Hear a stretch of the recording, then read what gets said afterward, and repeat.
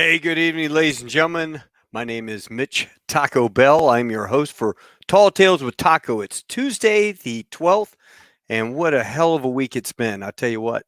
Um, Tonight, we're going to kind of have a little friend to friend talk with Jim Hanson. Jim is a special forces soldier who is now president of the Securities SGG Securities Group. Hold on a second, Jim. Security Studies Group. Security Studies Group. Thank you very much. I know I had that in there. As a matter of fact, I got to put the little banner in there. If I had the banner running, I would have. We need a Chiron for this, man. There we go. There we go. You like that? I love a Chiron, dude. I am a one band stan here. You know, I get my own drink out of the green room. I got a green cup out of the green room. I stole this. Nice. They gave me some headphones so I'd feel like a pilot, so I could sit in here and talk to you. And I mean, look at you. You're in your bunker in Washington, D.C. It's an old isn't it an old Nike silo that you turned into a house or something? Yeah, I got a missile in the back. But look at your view. You got the Capitol, and man, that kind of looks like that dude the Buffalo dude that's on top of the Capitol. Oh, you know what? We can actually maybe get a little closer look at him. Yeah, I stole him from the storming the Capitol. That's the shaman guy. Oh my God. I don't support his cause in any way, shape, or form. I just thought it was funny. Yeah. Oh, that is sad. I'm glad he's in jail. You know what? I want to definitely talk to you about this whole week because there is stuff that's just off the scales, crazy, wrong. And there are a lot of people out there that probably agree with us when we will say there is absolutely nothing in anybody's mind that would allow you to say, let's go break into the Capitol. I mean, I would never do it. I'm not sure why any of those guys followed the crowd in there, but they definitely were a bunch of sheep to follow them in through the Capitol. Although they did a nice job. I did see one photograph where there was like the tour deals with the little lines going and the ropes, and they're all walking in between the ropes, you know. Antifa definitely would have just spewed everywhere. You know, but just bad night. What are your thoughts on that? What are they saying up there? You know, it's getting bad. It is not being treated as a riot or a protest that just went wrong. They're treating it now as if it was an attempted coup or sedition or insurrection. There was actually the chairman or the Joint Chiefs put out a letter, all of them signed today, where it actually said that there was no right for anyone to commit violence, to do that, or to be involved in sedition or an insurrection. That's a little bit scary. I mean, yeah. I know there were some people who went to this event with bad intentions. All right. And those people, a very small minority, and ones who got violent with the cops, they should be busted, thrown in jail. And I don't care what you do. You know, they are wrong. But the idea that this whole thing is now going to be treated as if it was an attempted coup or an insurrection is crazy in my mind and dangerous and likely to cause more bad things to happen rather than stop them. So I'm a little worried, to be honest. Well, they're not doing a very good job in reuniting everybody in terms of, I mean, well, what do you expect? You got 1 million people out there supporting the president. Yeah. And I mean, people have lost their ever-loving mind. I mean, I got a text from a guy out of the blue 2 nights ago. His name is Abe, and he's on LinkedIn somewhere with me, but he used to be our public affairs officer. And he sends me this thing out of the blue and says, "Have you renounced Trump yet?" I'm like, what are you talking about? You know, why are you even bothering me? Why do you contact me about this stuff? Because I've actually been pretty good about not being too political on Facebook. Mm-hmm. And he goes off this whole thing about, you know, the stain of fascism. You're a fascist. If you are I'm like, a Marine calling a Marine fascist. It was rich. I mean, beyond belief, but I'm hearing that term more and more, Nazi, fascist, thrown out by people I served with. And that bothers me. Well, well, I think the problem is people who hate Trump hate him in a very unhinged fashion. You know, It's one thing to disagree. It's one thing to agree to disagree. It's another thing to say that just because you support the duly elected president of the United States, who just had 75 million Americans in an election vote for him at a minimum, It somehow makes you a dangerous person, a fascist or some other term. We need to be able to understand that we have some major differences between the left and the right. And you can't immediately decide that the other side is evil and treat them as enemies. That's not going to get us anywhere, but to, some sort of actual conflict and, potentially a civil war. It's crazy. Yeah. Could you imagine that? 75 million people. Hey, here's a question for you. How did Biden get 85 million votes? I don't know how did Biden get more votes than Obama, and he camped out in his basement the entire summer? I don't get it. The Democrats did a tremendous job of registering anything that either had a pulse or used to have a pulse as a voter. And then they did a great job preparing the battlefield by getting all the rules changed for how we accept mail-in ballots or absentee ballots. And they removed all the validations. They removed all the things that previously were getting a lot of these ballots rejected because they weren't proper. Now those were all gone, and any ballot they could get anywhere near a voting location was thrown into the mix and became a vote. And to be honest, at some level, there were an awful lot of people who don't like Trump who voted. So I don't think we'll ever know exactly how many votes either one of them got. But in the end, the election's over and Biden will be inaugurated on the 21st, and he's going to be the next president. And it's time to get used to that and then start fighting back so we win something in 2022. Yeah, my uncle called me up and he says, "Hey, you need to run for office." I'm like, you know what? I've got too many skeletons in my closet to put my family through, dragging through the mud with what they would do. And he goes, no, not national, state. We got to get more guys and more vets in state positions so that we can overturn the states and stuff. But I'm thinking, if they've already created this precedent of mail-in ballots instead of voting in person, then that can be in perpetual. I mean, it go on forever, right? So, well, but here's the thing. All right. Keep this in mind. Trump lost to Biden, and I do believe he did lose by Biden had more votes than him. But on the down ticket, all right, if you look at the races across the board, we picked up 10 seats in the House. Yeah. In the same election. So I think there was a lot of anti-Trump sentiment, but overall there was not a lot of love for what the Democrats were selling. I think it was anti-Trump, and then let's hedge our bets by not giving as many people in the House and cutting into the majority there. And I think we can definitely in the midterms I think we can take the House back. To be honest, I think that the Democrats are crazy enough and they're doing such insane things. Think about what they're going to do in the next 2 years. They're going to try and grab our guns. They're going to try and up the taxes. They're going to do everything they can that they wanted to do forever. Well, guess what? The American people don't really love that. So I think we may take that building back next 2022 election. You brought up a good point. And I mentioned it on Facebook tonight when I did the intro. The Second Amendment. What stuff have you've been deep diving into research? What kind of stuff have you found that will help put people's minds at ease that they can't come grab the guns like Beto wants? Hell yeah, I'm going to come take your AR-15 and your AK-47. I mean, he's his gun guy, right? Yeah, he would love to be the gun-grabbing czar. Here's the thing. Now, the nice thing is, back in September, I started writing a book called Winning the Second Civil War Without Firing a Shot. But in that, what we took a look at was, what does the Second Amendment actually give us as far as a right? What does the well-regulated militia mean? What happens if there ever was an armed insurrection in this country? And the best thing that ever happened for us was Antonin Scalia wrote the opinion in a Supreme Court case called DC versus Heller. Heller was a cop who couldn't get a gun in DC. He sued. It went all the way to the Supreme Court. And in the course of writing the opinion that said, of course you can have a gun, it's in this little document we call the Constitution, Scalia took every anti-gun argument they've ever made, like it's not an individual right, it's only a right for the militia. You can only have a musket, you can't have an AR-15. He went through every one of their arguments and destroyed them. He did the historical and legal arguments, laid it out, and they're all in this opinion. So when they pass, and they will, they're going to pass a gun-grabbing bill that tries to ban assault weapons and, high capacity magazines and a bunch of stuff. They're going to run into that opinion when it gets to the Supreme Court. And I don't think they can get any of the semi-automatic weapons, because Scalia specifically noted that the Constitution and the Second Amendment say your Second Amendment right says you are allowed to have a gun useful in the militia, which now means a gun similar to what a foot soldier would have in the U.S. Army.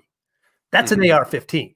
All right. And it's in common use and on all the things about that. So I don't think they can get them, but I think they're going to try. And that's going to be an interesting fight. I think we'll win. And what if the SCOTUS doesn't stand up for it? Then we're screwed. And that's why we have a Second Amendment right, is in case they decide, oh, you know what, that Second Amendment and that First Amendment, like they're trying to shut us up on social media, those don't really matter. If the Supreme Court ever decides to let those things go, that's why we've got a Second Amendment right, is in case we have to overthrow the government. It's not the goal. It's a last resort. And we're nowhere near that yet. Because here's the thing, even without Roberts, I'm not sure Roberts can count as a conservative, but that's an established opinion in the Supreme Court, right? That's got that's more important. So I think it would probably be a 6-3 vote where the liberals would vote to ban the guns and the conservatives will all vote together, because it's in there. The opinion's there. It's established. I'm forgetting the word that means. Precedent.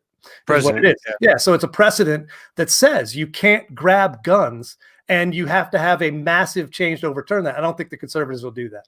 Let's keep our fingers crossed, because I think how many combat vets are out there after 20 years of combat that lost their buddy on the field, lost an arm, lost, just whatever. And they're not going to stand for that. There's no way. That's the whole point. First of all, the law is in our favor. The Supreme Court opinion is in our favor.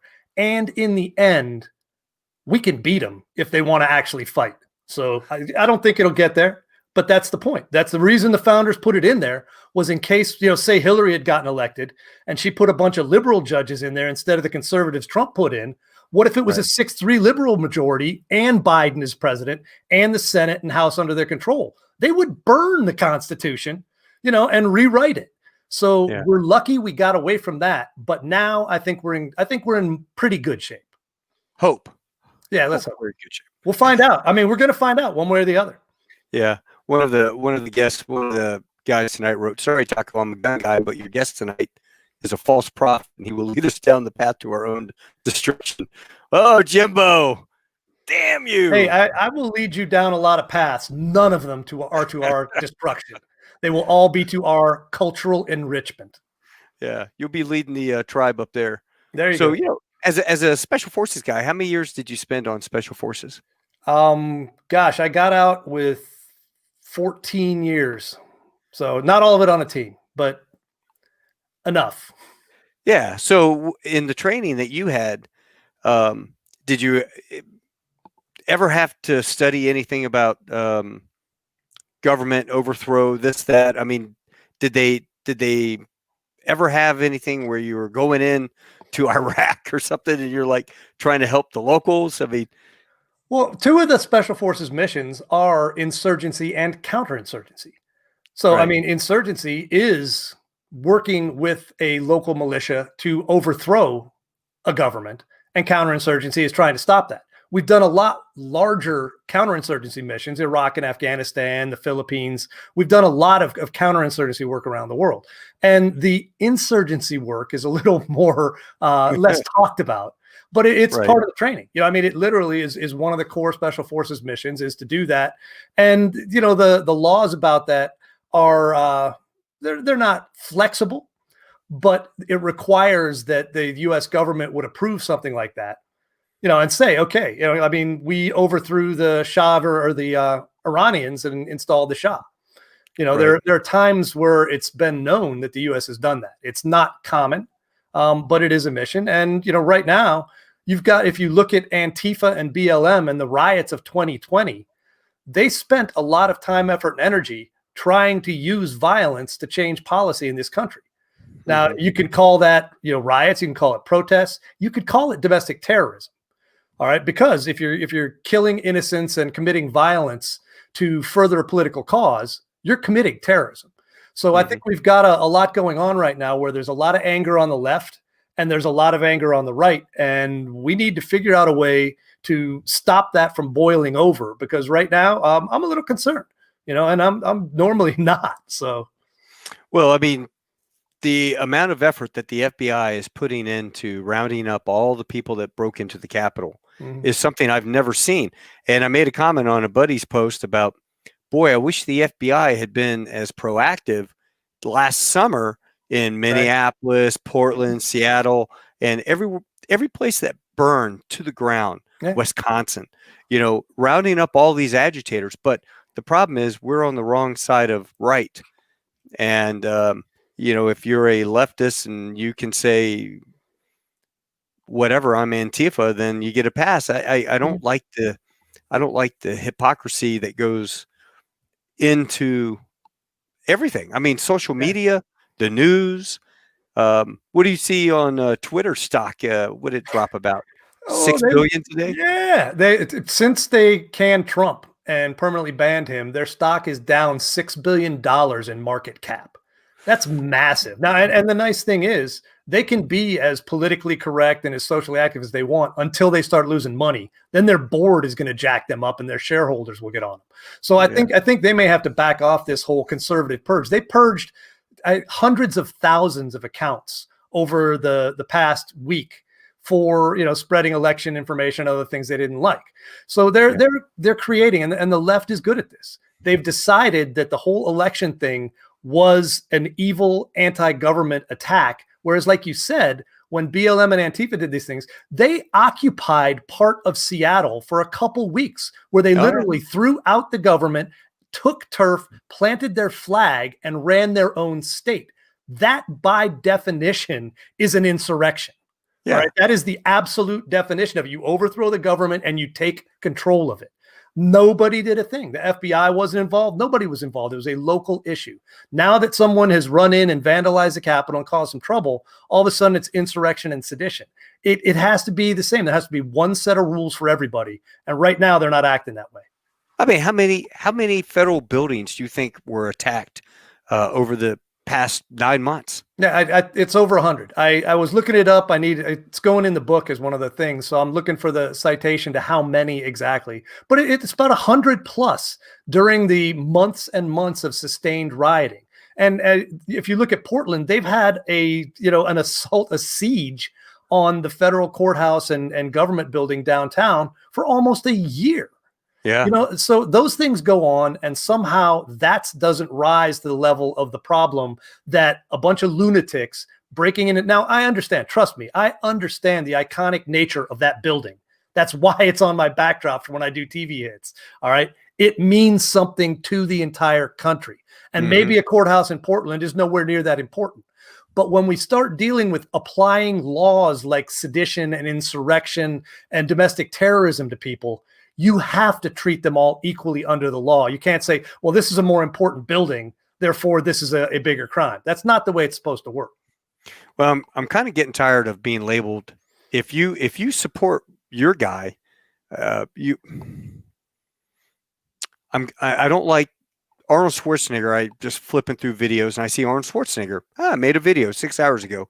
I click on it and he talks about going to talk about the night of broken glass.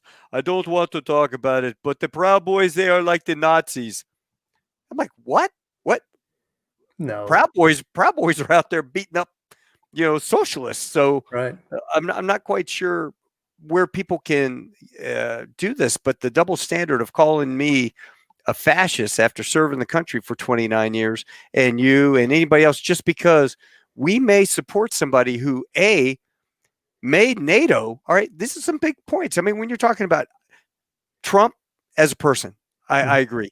His Twitter, somebody should have taken that Twitter away from him and given it to a real guy or gal that could make some, good tweets and get the information out there. I thought that was brilliant. But he is a New Yorker. He's brash and he's not a politician. That's why we hired him. But when he turns around and goes out over to Europe, the first thing he does is tell NATO to pay their fair share. As a guy that's experienced NATO in Afghanistan, I'm like, Oh, yeah.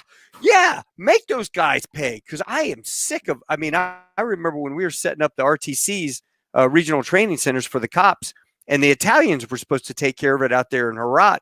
And no, the U.S. Army had to go out there and build the camp, had to take care of the training. And we got a little cadre of these Italian cops that came in, but they were living off of us. They needed our trucks and our gas. And I mean, we're paying the bill. So personally, to me, I was very happy. Yeah, they're like possums riding on our back, like a mama possum carrying all the little NATO possums along. And Yeah. you know, Trump is his own worst enemy. All right, I mean that's the thing about him. He did a lot more good than I think he's ever going to get credit for. There are a lot of things he did, moving the embassy to Jerusalem, got 4 or 5 peace treaties, you know, between Arab states and Israel. No one's been able to do that. But he also has done so many dumb things that I understand the frustration with people. I'm frustrated. You know, I'm a supporter. I cut so much crap for the last 4 years for supporting the guy. And I've been as frustrated with him as pretty much anybody on the left because he's caused trouble that didn't need to be caused. But like you said, that came with the package. All right. He was one flawed human, but he was the right guy for the job. And he sure wasn't Hillary Clinton. And that was what we needed. He gave us the 3 Supreme Court justices that are going to save us from Biden and the left for the next couple years until we get control of the rest of Congress. So for that, hey, I will take the mess that came with him. I'm not going to be, you know, too broken up if this is the end, because he did cause a lot of problem with the election stuff. I think it was way overboard, but it was not a coup. And I think people need to get their, you know, their perspective back and look at what actually happened versus this, you know, media inspired outrage that we're seeing. Right. Well, I sit there and look at some of the videos where they go out and interview a man on the street, and they're like, "Do you think that people should have more empathy?" Yeah, yeah, yeah. They should be kinder with each other. Yeah, yeah, yeah. Well, how would you feel if your brother told you he was a Republican? Oh my God, you know, and their heads explode, and you're like, so where are we going to get the unity? I mean, we're not. Let's just be clear. We and the left have very little in common. All right. We inhabit the same country. They want to fundamentally transform it into a socialist crap hole. And we want to keep it the America that it's always been, at least updated so that it no longer discriminates against people and it doesn't do any of the stupid things we did in the past. But right now, the two of us don't agree on much of anything. And Biden is not going to unite anything. He's a figurehead for the, you know, the AOC squad and the rest of those lunatics who actually run the Democrat Party now. So no, we're not going to have unity. Let's not expect it. And we need to go ahead and figure out how we're going to fight our part of this internal civil war. And it's not going to be with guns and bullets. It's going to be with state legislatures, with election laws, with organizing, with a better platform that we explain to people. We picked up voters in this last election. We picked up Black and Latino voters in numbers we never had before. Why? Because they know the Democrats are crazy. It was their neighborhoods that were getting burned. So we can make our point to more people and win this game fairly. And that's what we need to do. Accept the fact that the left hates us. And if you want to hate them back, go ahead. I just feel sorry for them because they're kind of pathetic. Well, I don't even hate them. You know, to me, it's just take the emotion out of it. I used to get mad years ago. I used to get mad, lost some friends over it. Now if I see somebody posted something the other night, and I had to stop because I hadn't seen anything posted by this guy in a while. And I clicked on it and it said, you know how you're standing on the street and you look to the left and there's a Nazi to the left and there's a Nazi to the right and you realize you're on the wrong side of the street? Well, that's what people need to realize and walk across the street and get away from fascism and Trump. And that's when I'm like, all right, you're done. I'm not even, you know, I've got very liberal friends and I have friends from all aspects of life, color, anything. I mean, I tolerate a lot, but if you're going to sit there and have transmit and not receive, then you're not going to have a conversation, and no conversation equals the continued hatred. And it's like people need to relax. People need to relax on our side, you know, don't go to any of these capitals things. Do not show up in mass. Don't show up with your body armor, helmets, and ARs. Just ignore, leave, and just walk away. Let Antifa show up, and let And then what are they gonna do if they want to tear stuff up? Okay, let the cops deal with them. Yeah, let those guys threaten the lawmakers and everyone else. We need to just back off and take a deep breath and relax. And I'm telling everybody out there, don't go show up. I know one of my pilot buddies went to the MAGA march up there and made it up to the steps of the Capitol and has a selfie with him and his girl, some girls and some other people with the Capitol behind them. They didn't go up into it. They stopped right there. But now the witch hunt is like searching social media now going, it's kind of like Tailhook years ago. Dude, I had to sign a slip for 5 years after Tailhook says, I was not at Tailhook. Well, not that year, but I was not at Tailhook, nor was anybody I served with at Tailhook. And if they were, here's their names. That's just awful. I think you made a good point, and it's funny. The left loves to talk about tolerance. We are now the party of tolerance. They are the party of intolerance. You can either believe their woke agenda, and their politically correct identity politics garbage, and honor the 57 genders and all this stuff that they want you to do, or you're evil. And that's their policy now. There's no middle ground. You can't say, well, I will agree to call this guy in a dress Sally if he wants to be called Sally, but you can't force me to agree that makes him a woman. All right. I don't have to do that, but I am going to be polite because I'm a decent person and I will treat him decently. And if he wants to be called Sally, I don't care. That doesn't hurt me, but you can't force me to go against biology. And that's where they're fighting right now. And that's where they're intolerant. They will no longer agree. I don't have a right to believe that. That'll get you kicked off Twitter. What I just said right now, if I tweeted it, I would get kicked off Twitter. That's where they are in their tolerance. And I think it's funny now the Republicans are the party of tolerance. Yeah. Do you say, yeah, Republicans are party of tolerance. It's true. We are more laid back. I mean, we're not prone to violence, but like hey, Mike Tyson said, some people are just getting way too comfortable with being bullied on the internet and not getting punched in the face for saying what they're saying. Yeah. I could just see him saying that. There's a lot of people who love to call me names on Twitter who probably would not do that if they were standing in front of me. And I don't care. Okay. Again, the question is, am I going to get angry about that? No. I think it's funny. I sometimes mock them and make fun of them. Right. But I'm not going to get wound up about it because they can't hurt me with words like Nazi or racist or anything else they want to call me, because I know what I am. I know what my beliefs are, and you can't change that. And that's where we are. Yeah, but if you say it enough, it becomes the truth. They think that. Yeah, well, then all I have to do is, call up and complain to Cumulus Station that we don't want Jim Hanson because he's a fascist, and then they bump you off because a bunch of people protest. I mean, this cancel culture is out of control as well. If you go to my Twitter right now and look at it, immediately my profile is grayed out because they claim that I post sensitive content. All right. So literally enough people did what you just said, where the angry lefty mobs have gone and complained to Twitter. So they literally put a filter on my account that says you have to click through this and agree to see the sensitive content, which is not sensitive. I'm not posting dead bodies or porn or anything ridiculous. I'm posting opinions they don't like.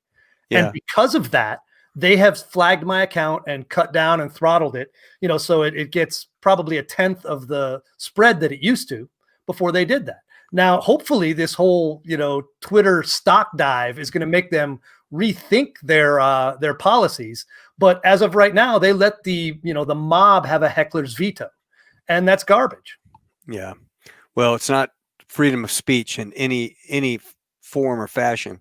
Right. What do you think about conventions of states?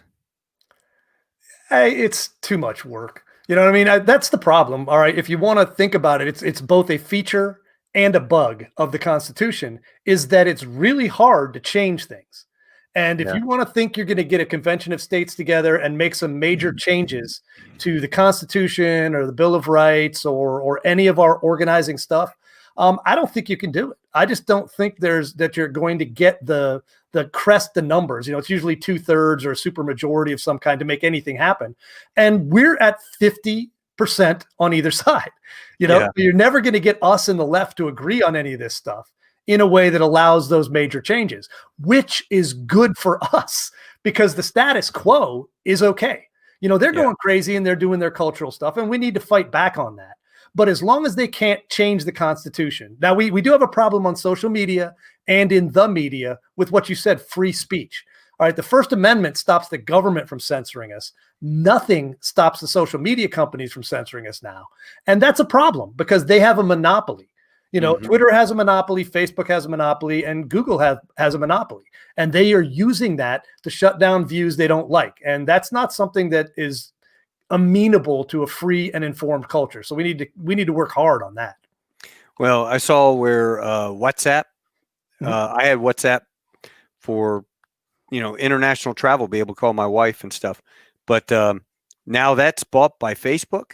Yeah. So all the data from WhatsApp's getting uploaded up into Facebook now. And Twitter owns Signal. You have absolutely no privacy. Just be aware of the fact that if you are communicating in any way other than face-to-face in a secure location, somebody has access to what you're saying and doing.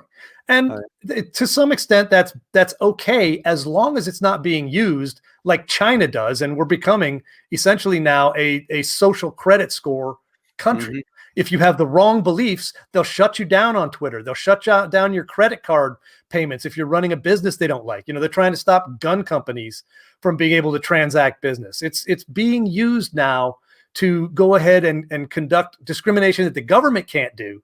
Private companies can. And I think at some level, some things like social media, like credit card access and things like that need to become commodities. So in the same way, you can't say, I'm going to cut off your electricity because I don't like your political opinions. Right. You can't do that.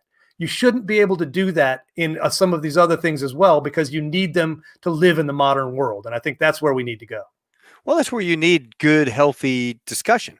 Mm-hmm. I should have somebody on here like Abe, who calls me a fascist. I should have him on the other side of you, or put him in between us, and we could have a little conversation if every other word out of his mouth wasn't calling me a fascist. But end up choking him. Choke yourself. Choke yourself. Choke yourself. Recruit. Yeah, no, it just drives. Like I said, it drives me nuts. I've got a Marine buddy up in Portland. His wife is a broadcaster on the radio up there, and they live a mile from downtown, from that courthouse, or from the courthouse. Mm-hmm. And every night, the tear gas is just wafting. They couldn't even leave their house.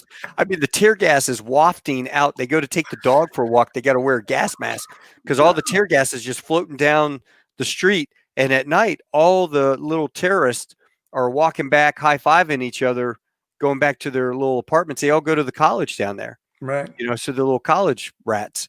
And he ended up packing his wife and kids up and went to his beach house in North Kakalaki, and they were hanging out there, and she was doing her work from the house, but not living in Portland. I was like, dude, move to Texas. He goes, that's happening. And there's an element of people are sorting themselves into tribes.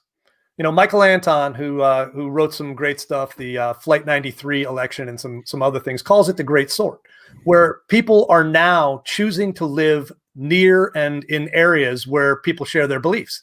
Because if you're a conservative in a major city, most of them are under Democrat rule. So you're going to be living in high taxes and bad services and all the things that go along with that. So they're moving to places like Texas. The problem is too many people from California are moving to Austin, and they're destroying that place. And so you have the issue of don't bring your stupid ideas with you when you leave the socialist-inspired crap hole where you lived. All right, if you want to come live with us, live by the tried and true principles of liberty and personal responsibility that have made this country great, because that's what we believe in. And if you don't, you may not be welcome, and we may have to do a little bit more of that. That's what federalism's about. live in states that act like they share your values, and maybe you won't have as much heartache. Tear gas in your eyes. Tear gas wafting down the street. Yeah. My wife, by the way, said to tell you, oh, that's Jim Hanson, the guy that talked you into buying the house. I go, yeah, because we were up at Lost Dog Cafe years ago, 8 years ago. And I was like, oh man, I don't know if I can buy this house. And oh man. And you're like, 1.5 acres, 2 acres, 5,000 square feet. Buy it. What? That's like $2 million up here in McLean. Buy that place, So because of you. Well, good. Dude, well, you got room for your armored vehicles and stuff, man. Yeah. That's gonna they'll get banned too, I was going to do the broadcast from the garage, but then I thought, no, YouTube will think that I was being mean or something by showing my big long barrels. So I won't walk back in my ammo bunker down here in the basement and show off my ammo, make everybody gloat. It's funny. My wife, who you know quite well, Samantha, was the one who made me buy ammo back in 2016 because she was afraid if Hillary, because she's kind of a gun nut herself. She said, if Hillary's elected, she's going to try and ban it in the same way, Biden is going to make it hard to do that. So she was like, buy ammo. And so I would buy ammo. I would buy, 1,000 rounds, couple thousand rounds. She said, how much did you buy? I'd say a couple thousand rounds, buy more. And so I literally have all the ammo everyone else can't find right now in the room right over there. And no one can have it. It's proper preparation. Yeah. Proper preparation makes for a very safe house. Absolutely. No one's coming in here. We live on top of the hill. We live on the hill overlooking the Pentagon and Crystal City and everything that used to be an artillery emplacement. So we got defensible ground here. If it ever comes to it, we'll be fine. Everybody jokes my house is the top of the hill in the neighborhood, and it's a straight shot about 600 yards down. Oh yeah, it's perfect vantage point. It's great. And then of course we've got farmland back behind us. There's only one entrance into the neighborhood, so it can be well defended. And I'm not thinking that. I'm thinking EMP pulse, end of the world, lights out stuff, zombie apocalypse. Yeah, and everyone starts walking up the main road looking for a cow to kill to get one steak because they can't refrigerate it. And they just keep on walking by, man. Dude, I could live on the squirrels in my yard for 10 years. We've got so many damn squirrels. I'd have Brunswick stew for the rest of my life. That's right. I forgot about all the squirrels up there in DC. Oh my God. But well, we certainly have some dilemmas ahead of us. It's going to be interesting. I wish I had a crystal ball that I could look and say, man, everything's going to be all right. I mean, what is your prediction for Biden? I say 1 year. I say 1 year. And then because you got to give Harris 3 years to make her look good for re-election. Exactly. And you want her, I think, in before the midterms so that she can be the face of the re-election as opposed to him. And I'm not sure he's competent to last much longer than that anyhow. So, I don't think he'll go past the midterms, but she is a shoo-in to be the first Indian, Jamaican, black, whatever the hell she is, female president. And okay, that's fine. They played the game, they're in, and we'll play against that. But like I said, I don't think that the American people are as in love with the Democrat agenda as the Democrats want to believe and the media want to believe. So I have a kind of an optimistic attitude, assuming we avoid the oncoming civil war or my plan to win it. Goes ahead and works. Either way, I think the American way is about to make a good resurgence. I hope so. So what is your plan for success without firing a shot? Yeah, well, here's the game. We need to go ahead and differentiate ourselves from the craziness that Trump brought. All right. There is a core set of American principles, stay in school, don't get married, at 18 years old, don't have kids you can't take care of. There's a whole core set of personal responsibilities and individual liberties and competence in work that we stand for that a lot of people who used to be Democrats are now noticing that the Democrats don't believe it. So you've got the entire working class of people that used to be Democrats, historically Democrats, union families and all of that, who the Democrat Party does not even vaguely resemble anything they know, and that they like. So reaching out to them, going ahead and saying, look, you're welcome with us. We're the tolerant Sure. party, right? Sure. We're the ones who don't force you to believe the woke agenda, to play identity politics. We don't want to bother you. We don't want you to bother us. We just want good schools. We want, our families to be left alone, and we want to work and keep the rewards of our hard labor. And if you believe that, you're welcome. Come to our side. And I think if we do that, and the most important thing that I think is the key is the education system. Right now, our education system is teaching our kids to hate America from kindergarten on. And that's intolerable. Now, the bonus is COVID showed a lot of parents what their education system really is. So I think there is a nationwide kind of revolt simmering against the establishment education system, which is run by the woke mob. So we need to take that back, get our kids in alternative education, teach them things that'll help them get jobs, not that will help them, just differentiate between the 57 genders. That's not a useful skill. We need to teach them, job skills. And I think that and a bunch of other stuff will help us in the long run. Yeah. Well, I kind of feel like vocational stuff.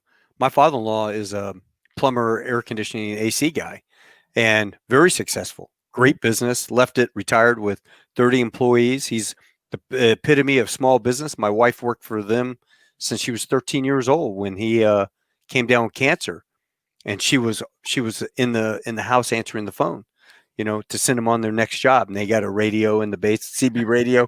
She's like, base truck, this is base, go over. Yeah. Breaker 19, breaker 19. Yeah. You got to go to so-and-so's house on the incline and over. Here's the other thing that I think is a key too. When we're revamping the education system is we need to absorb, in addition to plumbers, electricians, and all the real jobs, the Mike Rowe dirty job game, we need to absorb information technology workers. All right. IT people are not naturally a constituency of the left. All right. Right now, because you got to go to college to get a computer science degree or, one of those higher level degrees to get the good job, they end up getting indoctrinated and scared into submission. So they bow to the woke agenda and they kneel to the 57 genders and all that stuff. Those people should be on our side. There's no way that learning intersectional gender studies makes your code any better. Right. So if we can get those people into an alternative track out of the universities and into training to learn to code, to learn to do networking and all the other skills that are actually needed, add them to our plumbers, electricians, and all the real jobs. And you've got a governing coalition at some level, bring in the working minorities, the entrepreneurs, and all those people who got their businesses destroyed because the Democrats don't care. Those people belong with us. And we build a coalition out of that. And I think we got more people than they do. And I think that's where we can play the game. Let them keep California, because the 5 million vote difference in California is irrelevant, right? They're never going to get more electoral college votes. So let them stack all the people who hate us in California, and we'll take over the rest of the country and just add people to our coalition and win the real world.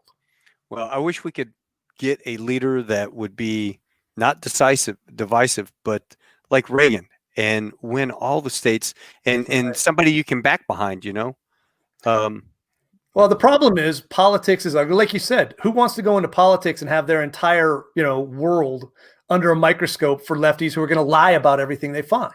So you don't generally get the best people in politics. And the problem we have is if you're talented and you're on the right, you're going into business, right? You're going to do something and make a bunch of money. You're not going to become a politician. So we don't normally get the cream of our crop to run for those positions. And I think that's an area where we're going to have to do some better recruiting, because those people, they need to take a 6-year sabbatical and be a senator. Make your money, go be a senator, and then go back to it later. And we need to get a higher class of people doing that, and some normal people too. You don't have to be a big business person to do that. We need some plumbers and electricians in Congress. They know how to actually get stuff done. So I think there's some games we can play. Unless they're socialists like AOC. Yeah, well, and the squad. Those guys. But the best part about them is now they're being honest. Now, one of the great things Trump did is he made the left so mad that they ripped the masks off. And they said, you goddamn right, we're socialists and we hate this country and we want to burn it down and build a new one. And people went, whoa, we thought that, we knew that. Those of us who pay attention knew that, but they used to lie about it. They used to be smart enough to know that that was not a winning platform. Now they're like, no, you're going to play our game. We're going to be socialists. And the problem is they're running normal people out of their party left and right. And so let's pick them up. You're welcome. Yeah. Normal people, come play. We're the good guys. Tolerant party. Yeah, everyone kind of rallied around MAGA, Make America Great Again. Well, America's already great. No, make America great again. And what he did with China, putting the brakes on China. Yep. Who's to say this coronavirus wasn't a attempt, to make sure that he gets out, because there's only two ways that you can lose an election. Unpopular war, bad economy. Yeah. And they created the bad economy, because I've never seen my 401k do better than the last 4 years, so just crazy. I don't know how we fix it, man. Oh, we'll fix it. We'll be fine. Okay, everybody likes to play this game, empires end, the Roman Empire ended. Okay, we're not there. We're nowhere near there yet. And there's nobody else going to replace us. The Chinese are our competition. Let's be clear. Yeah. Okay, and they've been cheating, and that was one good thing Trump did. But their economy is nowhere as good as people like to pretend. They have a lot of hollow front in there. It's kind of Potemkin economy, where because it's centrally managed, they can do a lot of things to make it look better. They can manipulate their currency, and they can make themselves powerful looking when in reality, there's not much behind that facade. And I think all we have to do is not let COVID destroy us again, and go ahead and get the economy cranking again. It's not going to happen. It's going to come back under Biden because it has to. It's not going to be because he did anything. It's going to be because Americans are going to be allowed to go back to work. But going forward, we need to put forth a candidate in 2024 who says, I am going to continue what Trump did without being the mess that Trump was personally. And go ahead and say, I'm going to kill regulations. I'm going to be pro, entrepreneur and business and all these things. And we're going to be the tolerant party who doesn't force you to act like socialists. We're not going to overtax you. We're not going to do those things. We're the normal Americans you like. And guess what? We're going to make you prosperous and secure. That's what everybody wants. You got a couple minutes for questions here? Sure. All right, here we go. Let me show it to you here. What is the definition of socialism here? Now, this is coming from a Canadian, a good Canadian. He plays a great Marine on HBO. Well, let me tell you something there, big guy from up in the north. No, I think when we talk about socialism, we're not talking about full-on Vladimir Lenin, Karl Marx socialism. We're talking about the path that the Democrats are on, which is first to Democrat socialism, similar to Northern Europe, right? Where you have big social economies, where there's a lot of taxation and a lot of government services. Then they want more state control. They want to be able to tell you what to think, and you can't do this, and you're not supposed to have a car because Greta Thunberg cries, and cows are bad for you. And they want to change. They want to do social engineering, which is another piece of socialism. So we use socialism as shorthand for the long slide from libertarian conservatism, which is where I live, and the path to state control of everything you do, and planned economy, and the government telling you what's right and wrong and enforcing it. That's the more common definition when I say socialism, and most conservatives say socialism. Well, I see 1984 coming to fruition. I mean, I had to read it in high school. Yeah. Senior year was 1984, and they made us read it. And now it's coming full circle 30 years later. I'm like, 30-some years later, I'm going, yeah, it's coming back, man. Thought police, they're in effect. Yeah, they really are. That was a good question, Scott. Got a couple people. Anybody have a question, type it in. I can actually see it. I've got it pulled up. Mary McCampbell Bell says, hi, Jimbo. So great to see you. Mom loves you. Her. Now, didn't you used to go support the troops over there at Walter Reed with them? Yeah, saw everybody there all the time. He was Friday nights. Yep. Yeah, Concrete Bob. I miss that guy. He was a stud. I got a question for the audience. Where does the white go when the snow melts? Where's the white go when the snow melts? Right? Let's see. In Afghanistan, it was black snow. Yeah, but that doesn't count. No, it was black snow because they burned all those tires and all that crap went up in the air, and it would just coat everything in that soot. And it was black. It was black snow in Afghanistan because That's of all not good for you. they just burning tires to keep warm. Poor No, people. Yeah. no.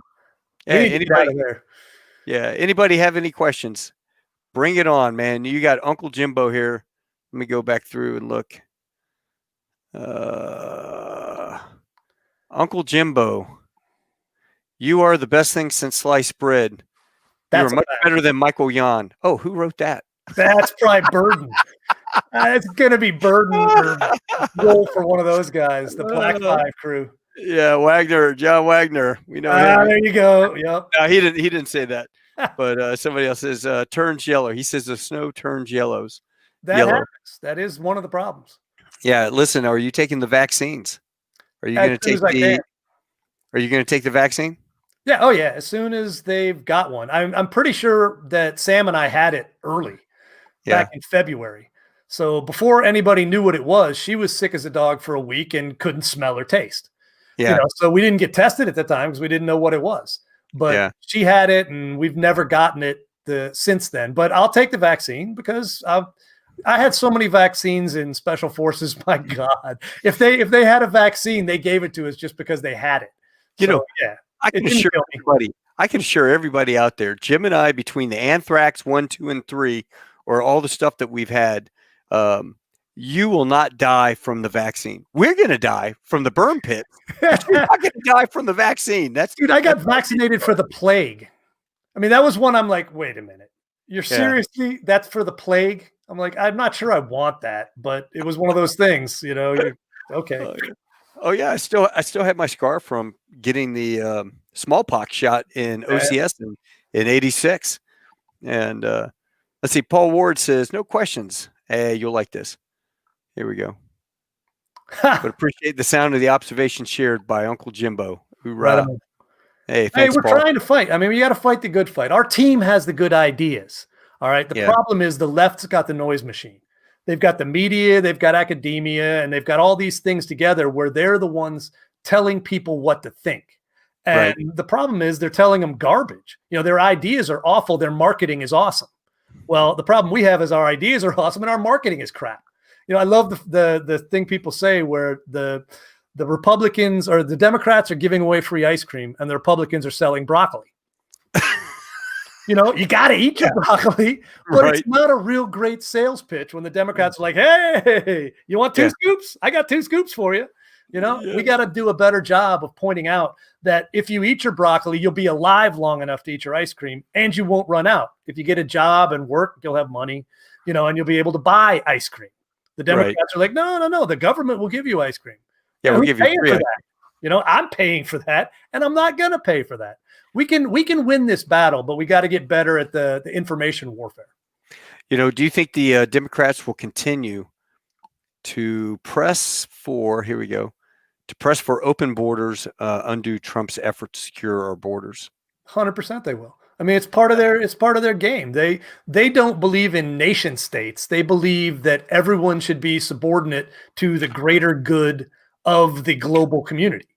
And I'm sorry, that was the whole point of Trump's foreign policy of America first is no, that's not. We are a nation state. And this nation state is responsible to its own citizens first. And until our citizens are solidly taken care of, I'm sorry that the rest of the world sucks. I really am.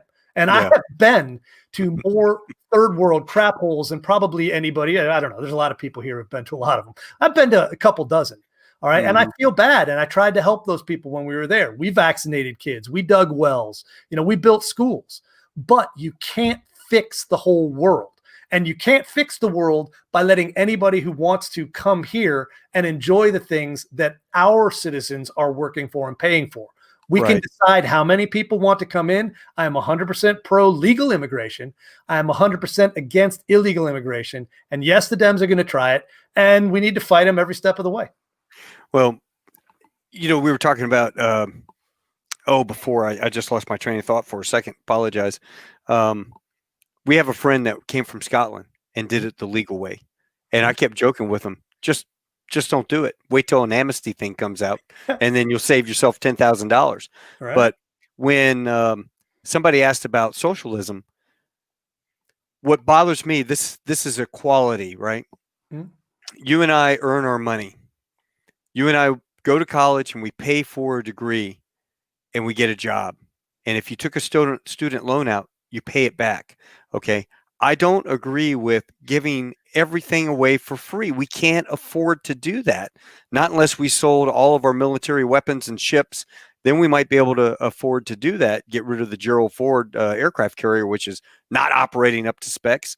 I'd But buy an Apache gunship if the government really wanted to have like a garage sale like that. I would yeah, take an Apache gunship because I'd that'd be take an kind of M1. Yeah, yeah, I'd yeah, take an M1 or a Bradley. I'd take a yeah. Bradley in a heartbeat.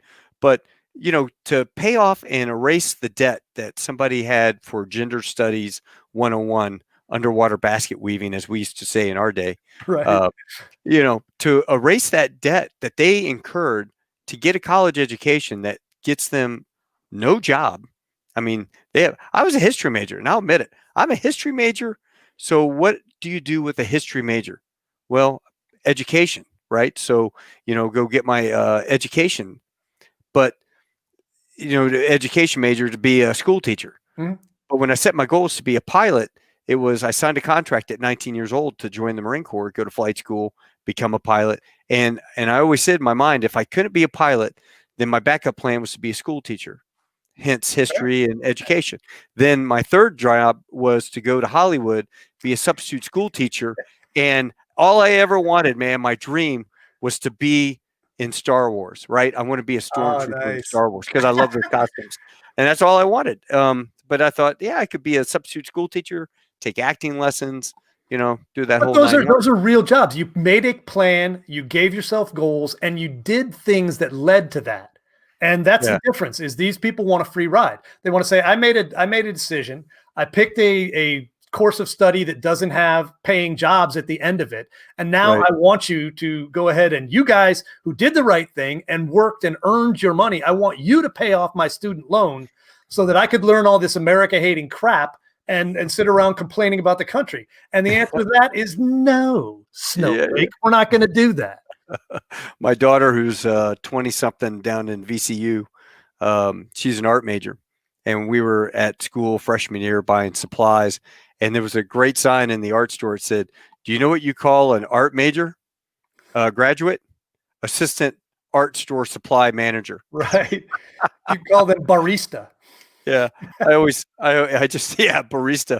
I always tell like my daughter, since she was probably about 10 years old, she kind of caught bones. You ever see that TV show? Oh, yeah.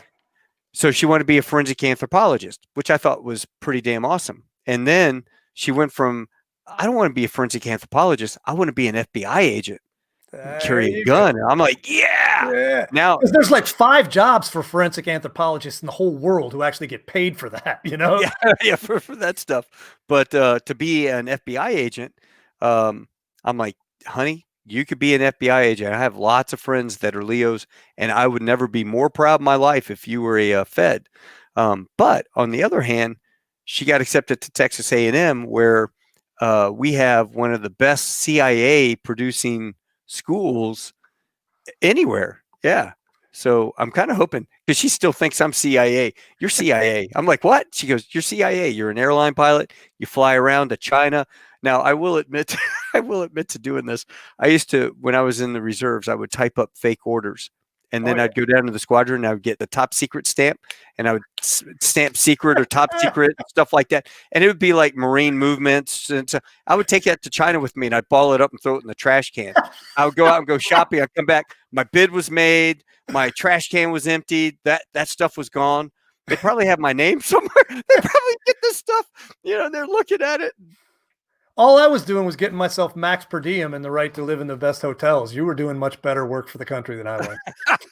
A little misdirection. I thought it was kind of funny. Got to have a little fun with the Chicoms. I'm sure they did, man. I'm sure they had like 5 guys following me Oh, everywhere yeah. I went around, walking around China.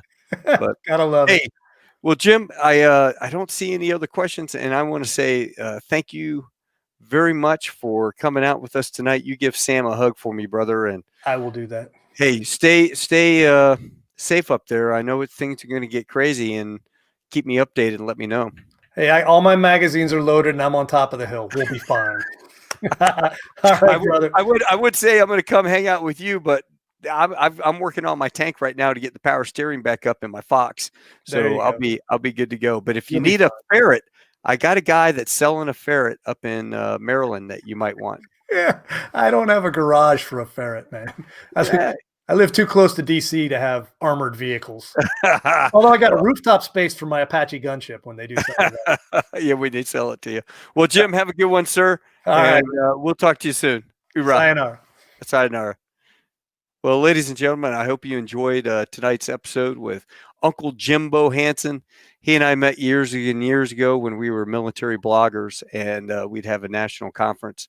And it's great to see him do all these awesome things up on Fox News, CNN, RT, TV.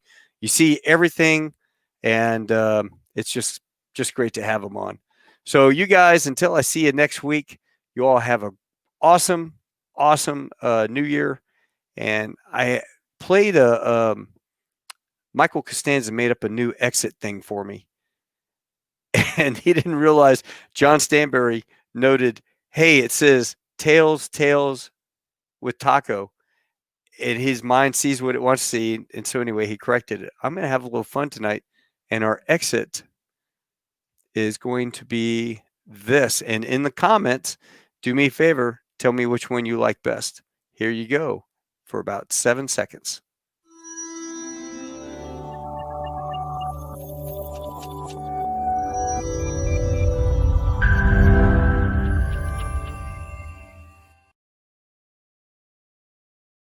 I like that one. That's the black one.